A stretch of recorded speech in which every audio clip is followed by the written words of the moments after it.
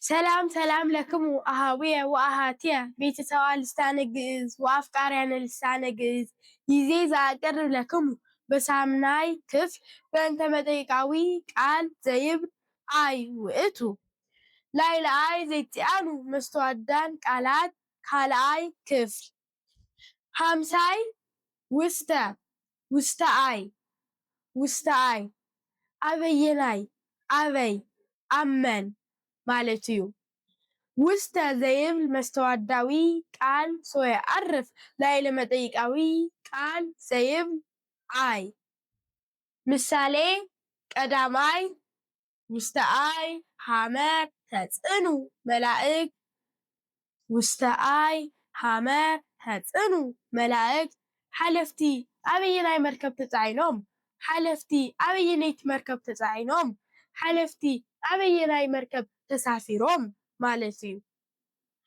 ካልኣይ ውስተ አይ ባሕር ተሰጥሙ ሰራዊተ ፈርዖን ውስተ አይ ባሕር ሰጥሙ ሰራዊተ ፈርዖን ውስተ አይ ባሕር ተሰጥሙ ሰራዊተ ፈርዖን አው ውስተ አይ ባሕር ሰጥሙ ሰራዊተ ፈርዖን ሰራዊት ፈርዖን ኣበየናይ ባሕሪ ሰጢሞም ኣበየናይ ባሕሪ ሰራዊት ፈርዖን ሰጢሞም ማለት እዩ።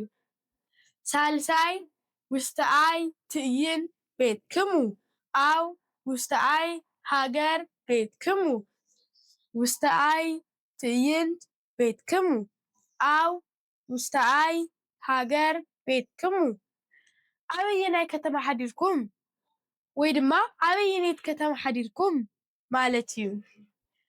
ራብዓይ ውስተ አይ መቃብር ቀበርዎ ለኢዮብ ውስተ አይ መቃብር ቀበርዎ ለኢዮብ ንኢዮብ ኣበየናይ መቃብር እዮም ቀቢሮሞ ኣበየናይ መቃብር እዮም ንኢዮብ ቀቢሮሞ ማለት እዩ። ሓምሳይ ውስተ አይ ቤት ተጋቡ ሃዋርያት ውስተ አይ ቤት ተጋቡ ሃዋርያት ሃዋርያት ኣበየናይ ገዛ ተኣኪቦም ወይ ድማ ኣበየናይ ገዛ እዮም ሃዋርያት ተኣኪቦም ማለት እዩ። ሳድሳይ ውስተ አይ መዝገብ አንበርከ ወርቀከ ውስተ አይ መዝገብ አንበርከ ወርቀከ ገንዘብካ ኣበየናይ ባንኪ ኣሚጥካ ኣበየናይ ባንኪ ኢኻ ገንዘብካ ኣሚጥካ ማለት እዩ። ሻድሳይ ዲበ አይ ኣብ ልዕለየናይ ማለት እዩ። ዲበ ዘይብል መስተዋድዳዊ ቃል ሰይዓርፍ ላዕለ መጠይቃዊ ቃል ዘይብል አይ። ምሳሌ ቀዳማይ ዲበ አይ መንበር ነበረ ንጉስ ዲበ አይ መንበር ነበረ ንጉስ ንጉስ ኣበየናይ መንበር ተቐሚጡ ንጉስ ኣብ እንታይ ዓይነት መንበር ተቐሚጡ ማለት እዩ። ካልኣይ ዲበ አይ እም ተጽሕፈ ሕግ ዲበ አይ እም ተጽሕፈ ሕግ ሕጊ ኣበየናይ እምኒ ተጻሒፉ ሕጊ ኣብ እንታይ ዓይነት እምኒ ተጻሒፉ ማለት እዩ። ሳልሳይ ዲበ አይ ዓራት ሎመ ህፃን ዲበ አይ ዓራት ሎመ ህፃን ህፃን ኣብ ልዕለየናይ ዓራት ደቂሱ እቲ ህፃን ኣብ ልዕለየናይ ዓራት ደቂሱ ኣብ ልዕለየናይ ዓራት እቲ ህፃን ደቂሱ ማለት እዩ። ራብዓይ ዲበ አይ ደብ ቆመ ሙሴ ዲበ አይ ደብ ቆመ ሙሴ ሙሴ ኣበየናይ እምባ ደይቡ ሙሴ ናበየናይ እምባ ደይቡ ማለት እዩ። ሓምሳይ ዲበ አይ ዓርዌ ተወከሉ ሓጥኣን ዲበ አይ ዓርዌ ተወከሉ ሓጥኣን ሓጥኣን ኣበየናይ ኣራዊት ኣሚኖም ኣበየናይ ኣራዊት እዮም ሓጥኣን ኣሚኖም ማለት እዩ። ሳድሳይ ዲበ አይ መሰረት ተሃንተ ዝንቱ ተስላስ ዲበ አይ መሰረት ተሃንተ ዝንቱ ተስላስ እዚ በዓል ሰለስተ ደብሪ እዚ ወይ ድማ እዚ በዓል ሰለስተ ፎቕ እዚ ኣብ ምንታይ መሰረት እዩ ተሃኒፁ ማለት እዩ። ሳብዓይ መንገለ ኣይ ናበይ በበይ ገፅ በበይ ከባቢ ማለት እዩ። መንገለ ዘይብል መስተዋድዳዊ ቃል ሰወይ ዓርፍ ላዕለ መጠይቃዊ ቃል ዘይብ አይ ምሳሌ ቀዳማይ መንገለአይ ደወል ሆርከ ትማልም መንገለአይ ደወል ሆርከ ትማልም ትማሊ ናበይ ገጽ ኬድካ ትማሊ ናበይ ከባቢ ኬድካ ማለት እዩ። ካልኣይ መንገለአይ ሃገር ይወስድ ዝንቱ ፍኖት መንገለአይ ሃገር ይወስድ ዝንቱ ፍኖት እዚ መንገዲ እዚ ናበየነይቲ ከተማ ይወስድ እዚ መንገዲ እዚ እዚ ጽርግያ እዚ ናበየነይቲ ከተማ ይወስድ ማለት እዩ። ሳልሳይ መንገለአይ ግብ ነጸሩ ሐዋርያት መንገለአይ ግብ ነጸሩ ሐዋርያት ሐዋርያት ናበየናይ ስራሕ ኣትኮሩ ናበየናይ ስራሕ እዮም ሐዋርያት ኣትኩሮም ማለት እዩ። ወይ ድማ ሐዋርያት ናበየናይ ስራሕ ጠመቱ ናበየናይ ስራሕ እዮም ጠሚቶም ማለት እዩ። ራብዓይ መንገለአይ ባይር ይውህዝ ፈለገ ተከዘ መንገለአይ ባይር ይውህዝ ፈለገ ተከዘ ሩባ ተከዘ ናበየናይ ባሕሪ ይፈስስ ናበየናይ ባሕሪ እዩ ሩባ ተከዘ ዝፈስስ ማለት እዩ። ሓምሳይ መንገለአይ ሰማይ አንቃደወ ሙሴ መንገለአይ ሰማይ አንቃደወ ሙሴ ሙሴ ናበይ ሰማይ ጠሚቱ ናበይ ሰማይ እዩ ሙሴ ጠሚቱ ማለት እዩ። ሳድሳይ መንገለአይ ሄሩና መርሃክሙ መምህር መንገለአይ ሄሩና መርሃክሙ መምህር መምህር ናበየናይ ርሕራሐ መሪሕኩም መምህር ናበየናይ ቸርነት መሪሕኩም ማለት እዩ።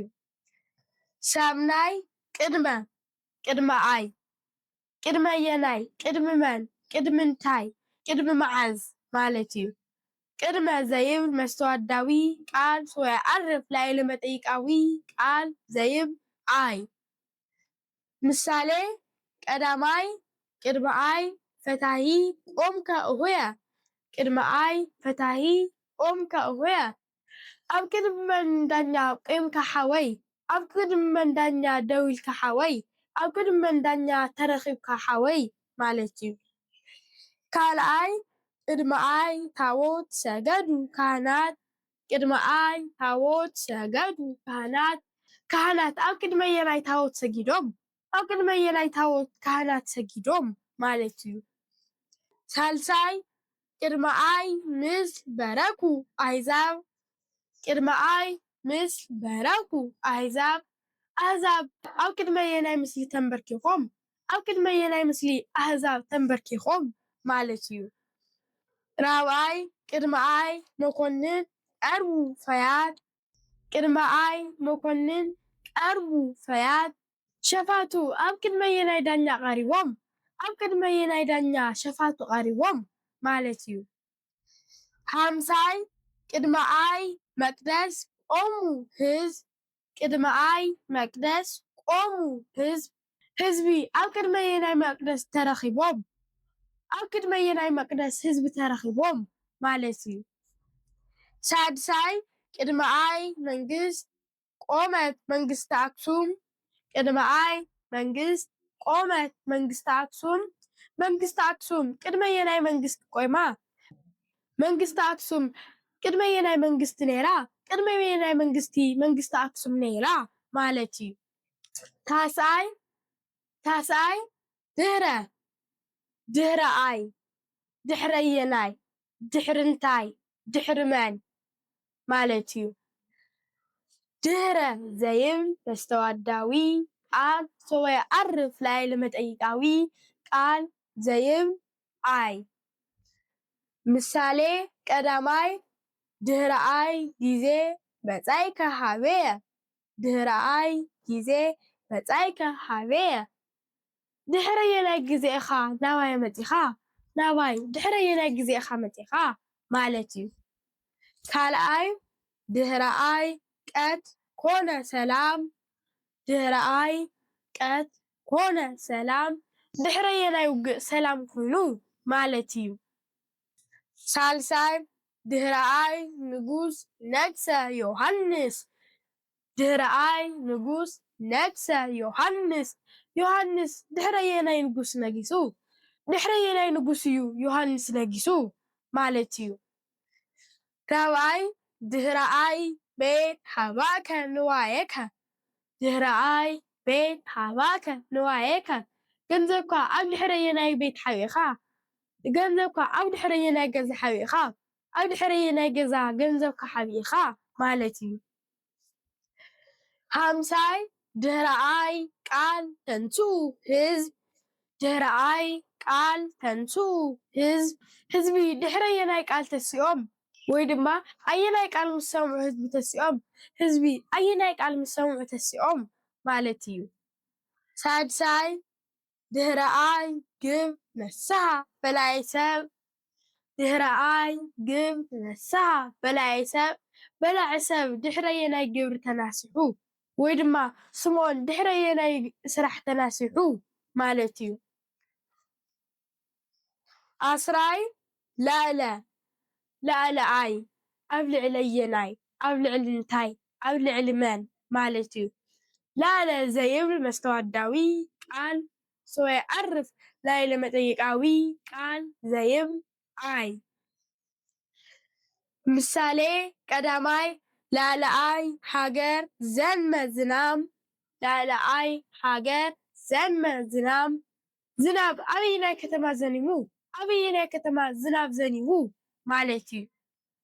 ካልኣይ ላዕለኣይ ርእስ ወድቀ ዘመጠነ እምኒ ላዕለኣይ ርእስ ወድቀ ዘመጠነ እምኒ እዚ ዝኣክል እምኒ ኣበየናይ ርእሲ ወዲቁ ወይ ድማ እዚ ዝኣክል እምኒ ኣበየናይ ርእሲ እዩ ዓሪፉ ማለት እዩ።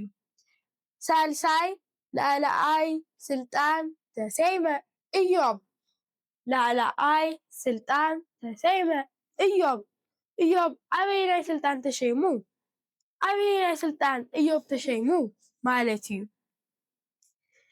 ራብዓይ ላዕለኣይ ባሕር ዓደወ ኤዎስጣቴዎስ ላዕለኣይ ባሕር ዓደወ ኤዎስጣቴዎስ ኤዎስጣቴዎስ ኣየናይ ባሕሪ ተሻጊሩ ኤዎስጣቴዎስ በየናይ ባሕሪ ተሻጊሩ ማለት እዩ።